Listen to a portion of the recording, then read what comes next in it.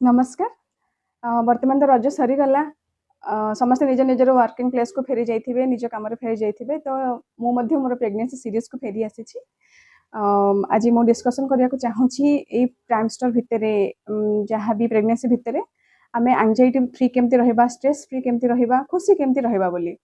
आग काल कौन होता ना स्त्री लोक मैंने एत वर्किंग नथिले तो तांकर केयर नापाई आम माने पाख पड़ोसी हूँ घर लोक हूँ बहुत जत्न रखुले किसी खराब प्रभाव न पड़ू, खराब लोक संस्पर्श सी न आसू, भल भल वातावरण रहू, भल खाद्य खाऊ, ता जीवन माने टिके सुलभ हो जाऊ, ये सब थिला। किंतु वर्तमान तो से परिस्थिति नहीं, समस्ते वर्किंग वर्किंग प्लेस रे वर्कटा हूँ सब मेन। तो से प्लेस रे कहीं देखते किए गर्भवती अच्छी कि कौन बोली, तो कम उपर कम होता है, स्ट्रेस एंजाइटी बढ़िबार लगी था। किंतु वर्किंग प्लेस रे टिके भाविबा उचित जे ये जने गर्भवती महिला अच्छी बोली, तो कहीं सी गोटे ह्यूमन चाइल्ड को बिगेट करने को जीवन ना, सी गोटे ह्यूमन चाइल्ड को जन्म देवाई जाऊँगी। तो ताप जिते सहज हो पार आम से समय जब टे सपोर्ट दबा, टे भल भल कथा कहवा, तो माने सी स्ट्रेस फ्री हो पार, किंतु यहाँ संभव नुहे। आउ गोटे कथा मुझे कहना चाहूँगी कि आम केमती स्ट्रेस फ्री होकर रही पारिबा बोली।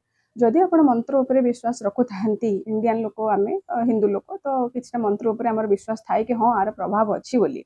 और सतरे भी जदि आम या डिकोड करने जावा तो मंत्र कौन करे ना, जदि आम चैंटिंग करे मंत्र को ड्यूरिंग डेली लाइफ तो चैंटिंग कले बहुत भल कथा, बट ड्यूरिंग प्रेगनेंसी जदि आम यहाँ चैंटिंग करूए ताले आम हार्मोनटा बालांस रहे, आम स्ट्रेस, आम एंजाइटी, आम क्रोध, दुख सब जिन गोटे बालांस चली थाए, कहीं यहाँ आमको स्थिर रखी था।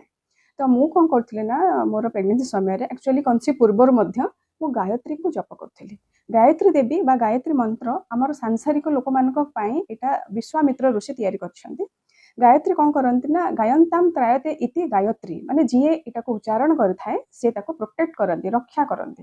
तो गायत्री मंत्र जप करने द्वारा आमर धी शक्ति वृद्धि होता है। जेहेतु आम भितर गोटे अनबर्न चाइल्ड अच्छी, माँ जहाँ कह जहाँ जमी वातावरण रहा कर एनीथिंग एल्स से पिला पर प्रभाव पड़े। तो जदि गायत्री मंत्र प्रभाव अच्छी ताहले एटा जदि माँ जप करे, माँ ठीक भाव में उच्चारण करे, ताहले तार प्रभाव अनबर्न छुआ उपरे निहात रूपे पड़े, तार धीशक्ति वृद्धि हुए, सी गोटे माने एंजाइटी फ्री लाइफ रो छुआ कि जन्म होता है। तो मु कौन करी ना ये समय मध्य मु गाधे सारा 21 टाइम्स गायत्री जप करूली। मु कौन करे ना आमर बेसी अंगुठी जोटा अच्छी ना सेटारे ठाकुर पूजा कर सारापर जदि आपको भोक, हाँ ये कही रखे मुझे भोक होता है खाईदे, खाई सारापर गाधे खाई सारापर स्थिर भाव बसिकी गायत्री मंत्र को आप ठीक भाव